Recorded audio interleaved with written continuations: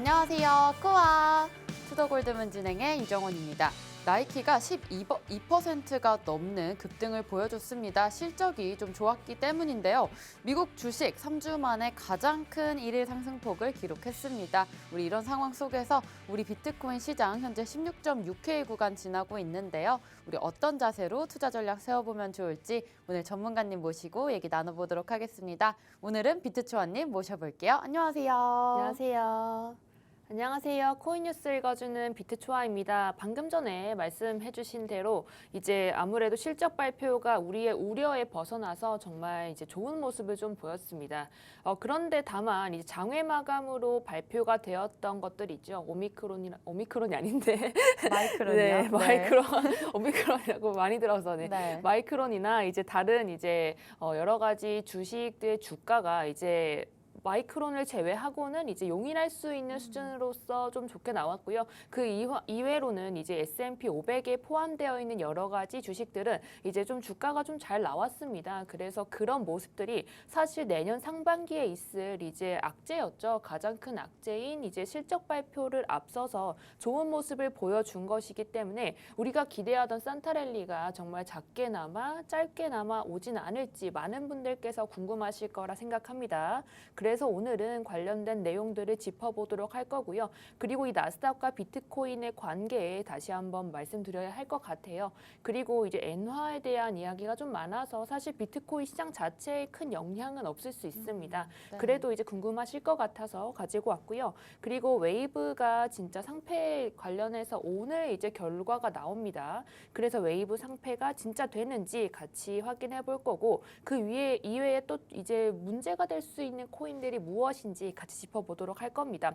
그리고 마지막으로 비탈린 부테릭이 2023년에 3대 이슈를 또 말을 했는데 관련해서 브릭스의 이제 움직임에 대해서 또 말씀드려야 할 것 같아요. 왜냐하면 독일이 이제 중국 쪽으로 이 화이자 백신을 공급하기 시작했는데 제가 10월 달에 방송에 나와서 그때도 말씀드렸던 것 같아요. 독일 총리가 이제 시진핑 3년임이 딱 되자마자 그때 이제 와가지고 그때 바로 첫 번째로 가버렸죠. 중국으로 이제 방문했을 때도 이제 그때 당시에는 좀 사실 시장이 좀 좋게 반응하지는 않았어요. 이제 이게 무슨 의미냐? 그 전에 이제 죽일 탈 중국 할 것이다. 뭐 이런 이야기들을 많이 하고 전체적으로 사실 이제 전쟁을 일으킨 러시아에 좀 불만이 많았던 시장이었는데 그때 독일이 또 이제 가면서 여러 가지 좀 상황이 좀 좋지 못하게 흘러갔는데 그때 제가 말씀드렸던 것이 이제 화이자 백신을 좀 공급을 할 것이고 그 후에 중국 시장이 또 열릴 것이라는 이야기 등을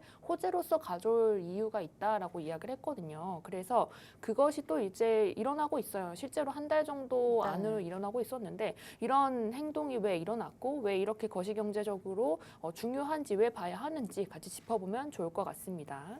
네, 오늘은 어제 나왔던 실적 발표에 대해서 잠깐 짚어주실 거고요. 그 다음으로는 우리 엔화의 급등, 또 웨이브의 상패, 또 마지막으로는 우리 이슈에 대해서 얘기 나눠보도록 하겠습니다. 우리 먼저 첫 번째로는 나스닥 장부터 보고 갈 텐데요. 나스닥 상황 좀 어떻게 마감되었나요? 네, 우선 이게 저번 주에 종료됐을 때 모습입니다. 그래서 이게 히트맵인데요. 전체적으로 이제 크기가 큰 순서대로 이제 좀 영향을 많이 끼칠 수 있는 것의 주가라고 보시면 돼요. 그래서 히트맵 상으로 봤을 때 사실 5거래일 정도 계속 하락을 해줬다가 이제 어제 반등이 좀 크게 나왔죠. 그래서 반등의 큰 원인 중 하나로 이제 이슈로 뽑히는 것이 바로 실적 발표인데 그것도 같이 짚어드리도록 하겠습니다.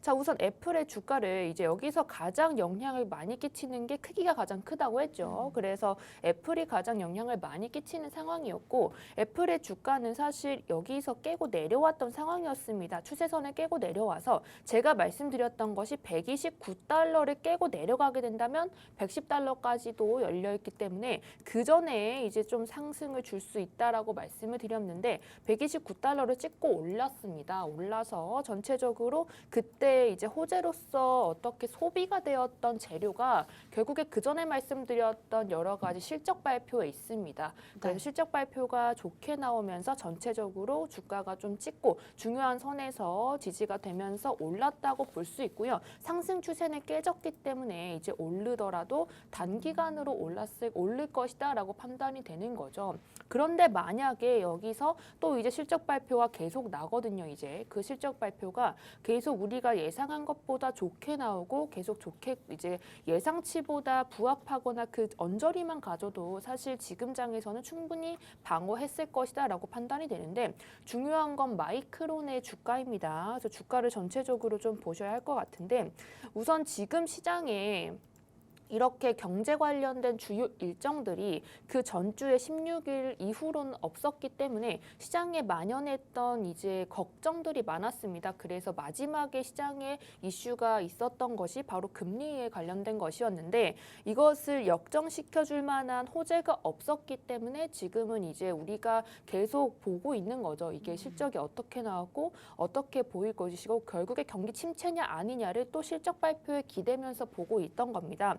그래서 이런 상황이 언제 나왔느냐라고 본다면 우리 그전에 블랙아웃 기간이었던 10월 달에도 이런 모습이 나왔죠. 그래서 이때 역시도 테슬라의 이제 좀 상황이 좋지 못했기 때문에 테슬라 이후로 이제 또 하락을 해줬던 모습이 좀 있었는데 전체적으로 그런 볼 지표가 많이 없죠. 게다가 이제 23일 날에 PC 개인 소비자 물가 지수가 있긴 합니다. 그래서 그것을 제외하고는 사실 없는데 생각해 보시면 그 전에 발표가 됐던 CPI 역시도 좋게 발표가 됐기 때문에 PC 역시도 그냥 발표가 될 가능성이 큽니다. 그래서 지금 상황에서는 지금 아무래도 다른 것들에 비해 실적 발표에 좀 더 많이 집중을 해야 하는 시점이고요. 2023년 1월 역시도 이제 실적 발표들이 앞에 즐비하고 있기 때문에 이 것이 계속 이제 좋게 나와줘야지만 전체적으로 장을 좀 끌어서 올릴 수 있습니다. 그래서 전체적으로 실적 발표에 주목을 해야 한다라고 말씀을 드리고 싶고요. 지금 이미 거의 연말인데 이제 어제 기존 주택 판매 지수가 나왔어요. 그런데 제가 그때도 말씀드렸던 것이 우리가 2월 이후로부터 계속 미국은 주택 판매 지수가 마이너스를 계속 기록을 했습니다. 이제 우리도 이제 물가에 관련된 거, 고용에 관련된 건 역시도 해당하는 지표가 많은 만큼 주택도 여러 가지 지표가 있거든요. 주택 판매도 있고, 주택 공급도 있고, 주택 계약도 있고 여러 가지가 있는데 그중에 주택 판매가 이렇게 계속 하락하고 있다는 것은 혹시 이게 어디에 또 영향을 끼칠지 아시나요? 주택 지표가 하락하면 부동산 가격이 떨어지니까 아무래도 다음 CPI나 뭐 PPI 때 맞습니다. 문제가 있지 않을까요? 네, 맞습니다. 그래서 하락을 할 때 제가 말씀드렸던 것은 사실 2월, 3월부터도 계속 이제 상황이 안 좋았는데 네. 이 부동산 가격이 하락한 지 6개월 이상이 됐어요. 그래도 우리도 알아야 하는 게 이게 사실 우리 시장도 비슷한 게 이게 지금 공시지가가 떨어졌다고 해서 부동산 가격에 바로 직접적으로 타격을 입히진 않거든요. 실질적으로. 네. 왜냐하면 거래 자체가 일어나지 않기 때문에. 그래서 이게 6개월 이상 됐기 때문에 이게 다음 CPI 때도 분명히 영향을 끼칠 것이고 네. 다음 CPI 역시도 낮게 나올 거라는 거죠. 아, 그래서 우리가 네. CPI를 보고 이제 더 이상 의미가 없다라고 판단을 할 수가 있고요. 그래서 그것 때문에 1월 달에 다른 것들보다 지금 실적 발표에 더 중요하게 생각해야 하는 이유가 추가가 된 겁니다. 왜냐하면 주택 판매나 주택에 관련된 것이 떨어지게 되면 부동산의 가격도 하락하고 그것과 네. 더불어서 당연히 뭐 경기 침체냐 아니냐 이런 이야기가 돌기 때문에 결국에 경기 침체를 판가름할 수 있는 건 그 기업들이 얼마나 튼튼한지 부실하진 않는지를 보는 거고요. 그런 의미에서 지금 보셔야 하는데 3분기 실적 발표에서 지금 페덱스랑 나이키의 지금 상황을 좀 보실 건데 나이키가 사실 수출 기반에서 움직이는 만큼 이번에 있는 이런 어닝 서프라이즈가 굉장히 좀 의미가 있습니다. 네. 왜냐하면 이게 내수 기반이 아니라 대부분 수출로 이루어져 있고 사실 수출할 때 이렇게 킹달러 현상이 계속 지속이 된다면 사실 손해를 또 보거든요. 그런데 그렇죠. 이런 상황에서도 좀 어닝 서프라이즈가 나왔다는 것 자체가 지금 좀 호재로 받아들여지는 거고요. 그래서 장외에 계속 이제 상승을 했던 것이고 네. 전체적으로 지금 장이 좋은 겁니다. 그런데 지금 페덱스는 약간 미스가 났어요. 약간 미스는 났지만 매출에서는 좀 상승을 보였고 전체적으로 계속 이제 구조나 이런 것들을 좀 해결한다고 하니까 지켜볼 필요가 있는 것 같습니다. 그런데 중요한 거는 마이크론인데요. 마이크론이 방금 전에 나왔어요. 오늘 아침에 나왔는데 네. 전체적으로 봤을 때 사실 시장은 이미 예측을 하고 있었습니다. 이렇게 하락할 것을 예측을 하고 있었기 때문에 예측치 자체도 마이너스예요. 그래서 맞아요. 예측치도 낮은데 그것보다도 더 떨어졌다는 것은 어닝 쇼크가 나왔다는 것이고 네. 오늘 이제 개장이 된다면 나스닥이 10시 반쯤에 개장이 되죠, 밤에. 네. 그때 개장이 된다면 전체적으로 봤을 때 이 예측치가 아무래도 하락을 했고 주당 순이익과 매출이 하락했기 때문에 전체적으로 테크 기업에 영향을 줄 수가 있습니다. 그래서 이게 오늘 이제 밤쯤에 다시 뭐 애플이나 아니면 관련되어 있는 테크 기업에 영향을 줄 수 있다는 점 참고하시면 좋겠고요. 그와 더불어서 당연히 비트코인은 테크 기업과 같이 가는 모습을 좀 요즘에 많이 보여줬기 때문에 가격에 약간 변동이 있을 수 있다는 점 참고하셨으면 좋겠습니다. 네, 현재 뭐 애플부터 우리가 나스닥을 좀 살펴봤는데 129달러가 좀 깨졌기 때문에 상승 추세를 벗어난 것으로 좀 보여집니다. 여러 가지 지금 현재 우리가 발표를 하고 있는 이런 지표들이 많이 없기 때문에 실적에 좀 기대면서 증시가 흘러가는 느낌입니다. 지금 당장 23일에 PC 지표 발표 말고는 현실상으로 없기 때문에 이러한 기업들의 실적 우리가 꼼꼼히 봐야 될 것 같고요. 현재 다음 CPI를 통해서 이번에 미국 기존 주택 판매가 7.7%가 줄어들었고 또 10개월 정도 계속해서 하락하는 와중에 최저치를 기록을 했습니다. 따라서 다음 CPI 결과에 당연히 낮게 나올 것이라는 예상이 좀 되고 있고요. 1월에 실적 발표를 조금 더 중요하게 생각해야 된다라는 것을 짚어주셨습니다. 주택 판매 지표가 낮게 나왔기 때문에 아무래도 실적에 좀 기댈 수밖에 없고 기업들이 현재 지금 탄탄한 상황인지를 우리가 좀 지켜봐야 될 것 같은데요. 또 우리가 오늘 아침에 나온 마이크론 실적은 좀 하락을 한 편이고 나이키와 페덱스를 봤을 때는 실적이 생각보다 좋게 나왔기 때문에 좀 상승 랠리를 펼친 것으로 보여지고 있습니다. 현재 뭐 우리 시장도 그렇지만 엔화 시장이 지금 급등을 했습니다. 어떻게 된 일인지 사실 일본에서는 이렇게 기준금리를 인상을 단행을 한 것은 아니지만 좀 애매한 표현을 쓰면서 사실 언론에서는 보통 인상을 한 것이다라고 좀 해석을 하고 있습니다. 변동폭을 조금 올렸다라고 말을 하고 있는데 지금 엔화가 급등하면서 우리 시장에 좀 어떻게 반영이 될까요, 초아님? 네, 우선 이제 굉장히 말들이 어렵죠. 네. 그래서 양적 완화라고 하는 것들도 사실 그냥 편하게 말씀드리면 그냥 돈을 푼 거고 이것도 지금 엔화를 사실 올린 게 맞습니다. 올려서 이제 금리가 0.25에서 0.5%로 늘어나는데 네. 사실 일본은 이렇게 엔화 가치를 올리는 것에 굉장히 좀 민감해요. 그죠. 왜냐하면 그 전에 우리 프라자 합의를 통해서 그 전에 이제 일본의 버블이 즐비했을 때 네. 그때 당시에 미국이 엔화 가치를 굉장히 떨어뜨리고 굉장히 이제 올리고 이제 달러 가치를 떨어뜨리면서 그때 당시에 일본이 이제 수출 관련된 기업이었기 때문에 네. 사실 손해를 많이 봤거든요. 네. 그래서 그런 것들에 의해서 이제 앞으로 좀 마이너스 금리나 아니면은 이제 제로 금리 같은 것들을 계속 지향을 했었는데 사실 그 전부터 문제가 끊임없이 있었습니다. 네. 지금 같은 상황에서 사실 그것을 유지하기가 쉽지가 않아서 지금 일본 여행 많이 가시잖아요. 맞아요. 많이 가는 이유가 사실 일본 엔화가 값어치가 싸졌기 때문이었는데 그런데 그것이 어떻게 유지가 될 수 있었냐면 이게 계속 이제 시중에 달러를 계속 매도를 합니다. 계속 팔고 해서 결국에 이제 유지를 겨우겨우 시키다가 그게 결국 참지 못하고 터졌다라고 보여지고 네. 지금 상황에서는 결국에 이제 시장에서 어떻게 보냐면 결국에 미국이 생각하거나 왜 이제 해외에서 생각하기에는 일본과 중국과 한국 시장을 한 개로 봅니다. 그래서 일본의 이제 엔화 가치가 이렇게 된다면 전체적으로 환율에 긍정적인 영향을 좀 미칠 수 있고요. 그래서 환율이 지금 6개월 만에 최저치로 1280원대를 회복을 했습니다.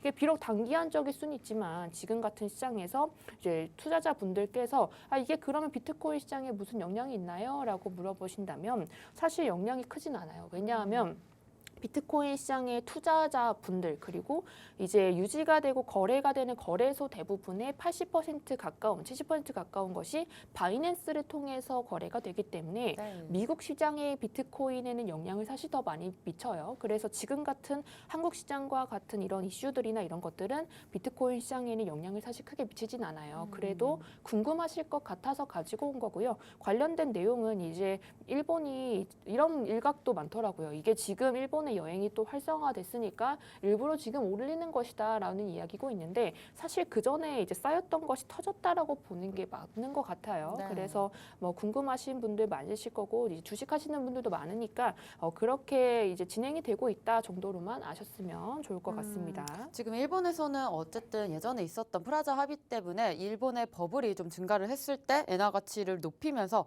달러의 가격을 낮추는 정책을 펼쳤습니다. 따라서 수출 기업이었던 일본이 조금 적자를 감행하기도 했는데요.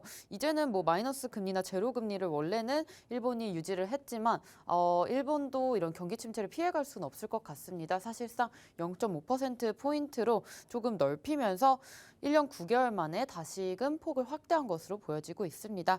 아무래도 장기 금리가 그동안 변동폭이 한 0.25% 근처에서 움직이고 있었던 거기 때문에 이 뜻은 금리 인상이라고 우리가 받아들일 수가 있겠고요.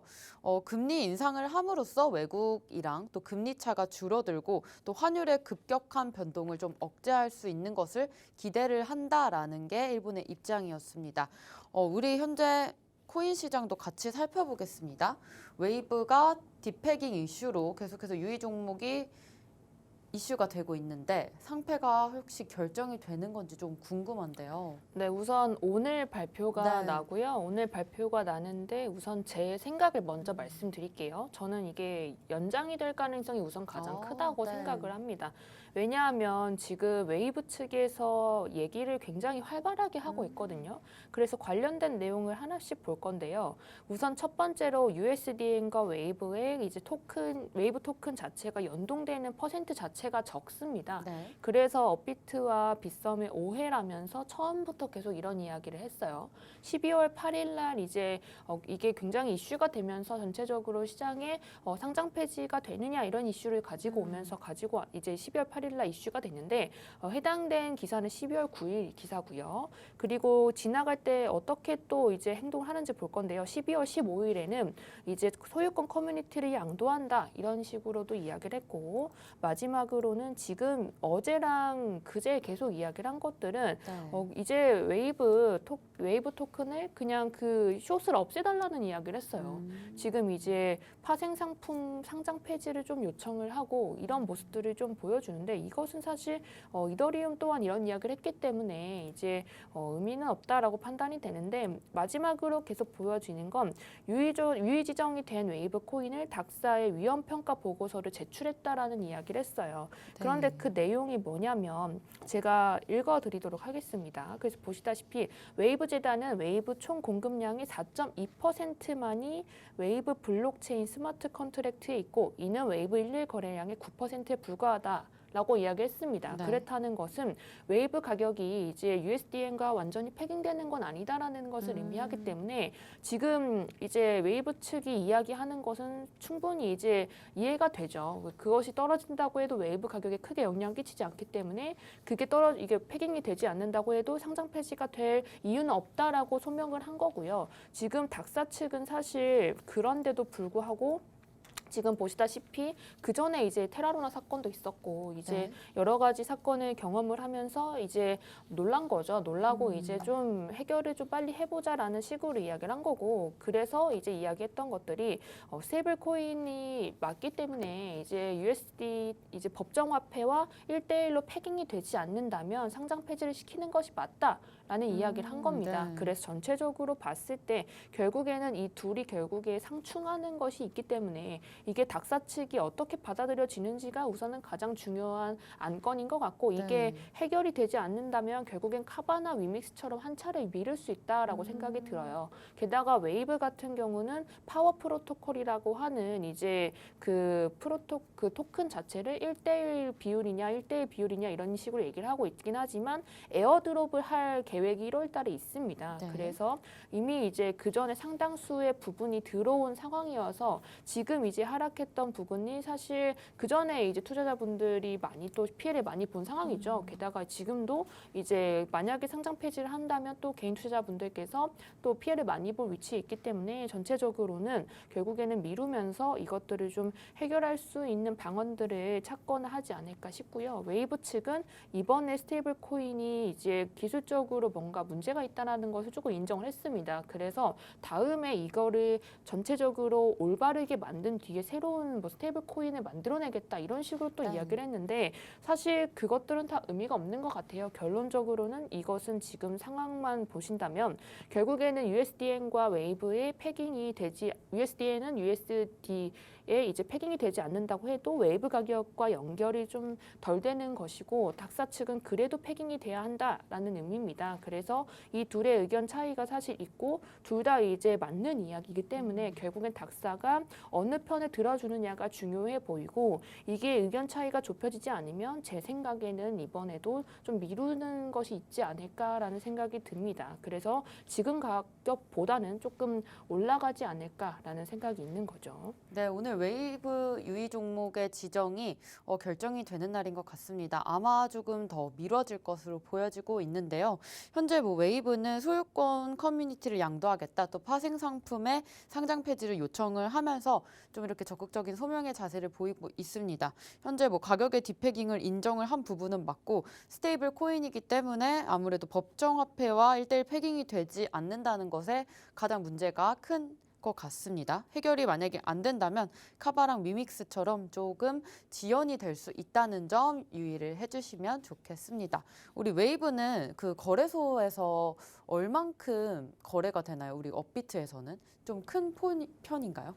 웨이브가요? 네. 웨이브는 사실 한 20%에서 30% 음. 정도 해당을 하고 있고 네, 이게 네. 업비트 기준이고요. 이게 생각해보면 사실 웨이브가 이제 좀 한국 시장에 좀 진출을 많이 했던 상태이긴 합니다. 네. 그래서 이게 좀 한국 시장에서 상폐가 된다고 하면 가격에 당연히 영향을 많이 끼칠 것은 맞고 전체적으로 이제 한국 투자자분들이 이제 나중에 좀 많이 매수를 한 것도 맞거든요. 네. 그래서 이게 차트적으로 봤을 때 7,000원과 8,000원 사이에서 아. 많이 매수를 하셨을 것이다라고 네네. 생각이 드는데 지금 상황이 이제 전체적으로 보면 결국에는 이 두 측 다 맞는 상황이기 때문에 이것이 서로 이제 어떻게 받아들여지느냐가 중요한 상황이라서 미리 이것을 예측해서 안 될 것이다, 아니면 상장 폐지가 될 것이다, 안 될 것이다라고 이야기하는 것 자체가 사실 좀 조심스러운 상황이고요. 이런 상황이라면 결국에는 이제 유의를 하지 않을까, 유의를 좀 연장하지 않을까, 그 전에 카바처럼 좀 그렇게 모습을 보이지 않을까 그런 생각을 좀 하고 있습니다. 네, 웨이브는 업비트에서 한 20% 정도의 점유율을 가지고 있다고 합니다. 아마도 초아님께서는 그 유의 종목 지정에 대한 기간을 좀 연장시키지 않을까 하는 입장이었습니다. 다음으로는 우리가 비탈리 부테린의 2023년 3대 이슈를 좀 알아보도록 하겠습니다. 브릭스와 같이 얘기를 나눠볼 건데요. 이더리움의 창립자는 좀 어떻게 봤나요? 우리 내년 시장을? 네, 우선 세 가지로 이야기를 했고요. 지금 보시다시피 암호화폐 지갑 보급 그리고 네. 스테이블 코인의 각광, 이더리움 기반 실용 서비스 확산 이렇게 세 가지인데요. 사실 스테이블 코인에 관련된 이야기는 제가 여러 차례 드린 적이 있어요. 사실 네. 코인 시장이 가려면 스테이블 코인이 가야 하고 그리고 메타버스 섹터가 가져야 된다라는 이야기를 했거든요. 그 이유가 뭐냐면 전체적으로 결국에 스테이블 코인 자체가 환전에 해당하는 거라고 말씀드렸죠. 그래서 이제 환전이 돼야지만 전체적으로 투자를 할 수 있는 폭으로 확대가 되기 때문에 결국에는 이제 테더라든지 아니면 새로운 스테이블 코인이 나와서 그 전에 기존에 있었던 문제들을 해결할 수 있는 코인이 나온다면 그러면 네. 당연히 이제 투자를 할 수 있는 투자처가 확대가 된 거고요. 그리고 암호화폐 지갑 보급은 지금 같은 시장에서 좀 많이 대두가 된 거죠. 왜냐하면 암호화폐 시장이 지금 상황에서 시장에서는 코인 자체의 문제라고 하기보다는 거래소라든지 그 부가적인 것들의 문제가 좀 많았거든요. 그래서 이런 것들을 피해서 결국엔 암호화폐를 지갑에 가지고 있는 사람들이 이제 좀 증가를 할 것이기 때문에 그런 것이 보급이 증가할 것이다라는 거고, 이더리움 기반 실용 서비스 확산은 사실 빼고 이야기를 해도 될 것 같아요. 그래서 말씀을 드리면 결국에는 스테이블 코인이 좀 가져야 하고, 이것과 같이 연결되는 것이 결국에는 이제 브릭스 세력이라고 생각을 합니다. 왜냐하면은 이런 스테이블 코인이 오르면 오를수록 안 좋은 것이 바로 이제 달러죠. 달러가 이제 어쨌든 반대되는 세력들이 있고, 그리고 그것을 좀 이걸 생각했을 때 왜 굳이 우리가 달러에 이렇게 이제 좌지우지를 돼야 되냐, 이런 식으로 생각하는 사람도 분명히 많을 거예요. 특히나 브릭스 세력에 많겠죠. 그래서 중국을 필두로 해서 스테이블 코인을 아니면 CBDC를 아니면 이제 디지털 화폐를 좀 사용할 수 있을 것이다라는 거고, 전체적으로 봤을 때 스테이블 코인이나 CBDC 그리고 이제 거의 같은 성상에 있어요. 그래서 송금형 코인이라든지 이런 것들이 좀 이제 부각이 될 것이다라고 판단이 되는 거고요. 지금 관련된 내용들을 좀 한 번 더 살펴보시면, FTX 사건 때 기억하실지 모르겠는데, FTX 사건이 시작하기 바로 직전에 샘 뱅크먼이 뭐라 했냐면, FTX는 이제 스테이블 코인을 만들 것이다. 그리고 스테이블 코인의 이제 3차 대전, 2차 대전이라고 이야기를 하면서 그 이야기를 하면서 전체적으로 시장에 스테이블 코인 전쟁이 일어날 것이다라는 식으로 이야기를 했습니다. 그래서 그런 것이 시장 진출에 대한 의지를 보여줬었는데, 그 후에 바로 바이낸스의 공격을 받은 거죠. 그래서 그 후로 또 어떻게 됐냐면, 그 다음엔 바이낸스가 공격을 받았습니다. 어떤 이야기를 했냐면, 바이낸스가 이제 가지고 있는 준비금의 비중이 이야기하는 것과 다르게 97%만 가지고 있다라는 거고요. 그런 이야기가 돌면서 바이낸스에 빨려 들어갔던 투자자분들이 좀 나왔습니다. 그래서 97%도 사실 괜찮은 비율인데, 그리고 이제 이런 달러나 법정화폐로도 예치하고 있는 사람들도 많아서 결국 100%가 맞다라는 식으로 계속 이제 이야기를 했죠. 그런데 많은 분들께서 생각할 정도로 유출이 정말 많다라고 생각을 하셨을 텐데, 사실은 이제 그 전에 있었던 이제 점유율대로 돌아간 것이고, FTX 사건 이후로 바이낸스에 들어간 이제 비중이 많다라고 이야기를 했죠. 그게 돌아왔다라고 판단하면 되고요. 지금 시장에서 좀 이목을 집중해야 하는 이유는 결국엔 브릭스 세력이 점점 커지고 있다는 겁니다. 그래서 지금 같은 시장에서 이제 달러와 반대되는 것들을 계속 중국이 하고 있고, 특히나 지금 이제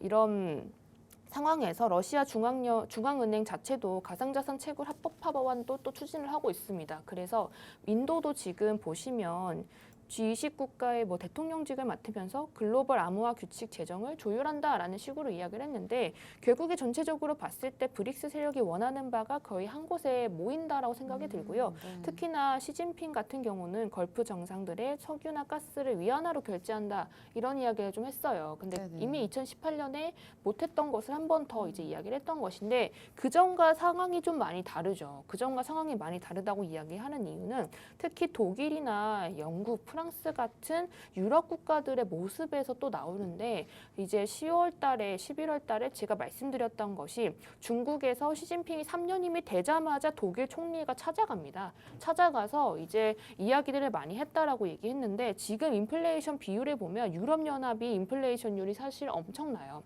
상승률이 엄청나기 때문에 이런 상황에서 이것을 타파해줄 수 있는 건 결국엔 독일일 가능성이 큽니다.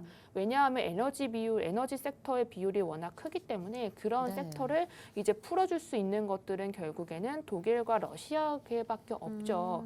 그래서 지금 같은 상황에서는 결국에는 이제 인플레이션이나 이런 것들을 잠재우기 위해서 이런 모습들을 보이는 것이다라고 판단이 되고, 그리고 그때도 제가 말씀드렸던 것은 화이자를 이제 백신을 공급을 하면서 중국 쪽에 아무래도 좀 호재로 작용이 될 수 있다. 왜냐하면 슬슬 이제 열 수 있고, 특히나 이제 춘절이라고 말하는 2월 달에 큰 이제 우리로 말하면 설날이죠. 설날이 또 이제 자리 잡고 있는데, 중국 같은 경우는 거의 한 달 동안 그 행사가 진행이 돼요. 그래서 그런 것 전에 화이자 코로나 백신이 잘 공급이 된다면 전체적으로 중국 시장에 좀 참여로 이어질 가능성이 크고, 그렇게 된다면 시장이 부흥으로 이어질 가능성이 큽니다. 비록 이제 차트적으로 조금 더 살펴봐야 하겠지만 전체적으로 그래서 이제 코인 시장뿐만 아니라 지금 시장 자체가 이제 달러를 이제 기반으로 하는 미국의 기존 세력과 그리고 이제 새로운 신흥 경제 국가의 대립 구도가 좀 보여지고 있는 것이고 특히나 이제 G7 국가들을 제외한 G20 국가들이 대부분 이제 친중의 모습을 좀 많이 띠고 있습니다. 그리고 지금 여러 차례 금리를 조절하고 이제 달러를 풀어내고 줄여들고 하는 과정을 1900년대부터 계속 이제 이어졌죠. 1980년대부터 지금까지 이어졌는데 결국에 그때마다 이제 결국에 보통받는 것은 미국 빼고 다른 국가들이었기 때문에 2008년엔 분명히 본인들도 힘들었지만 전체적으로 봤을 땐 그렇습니다. 그래서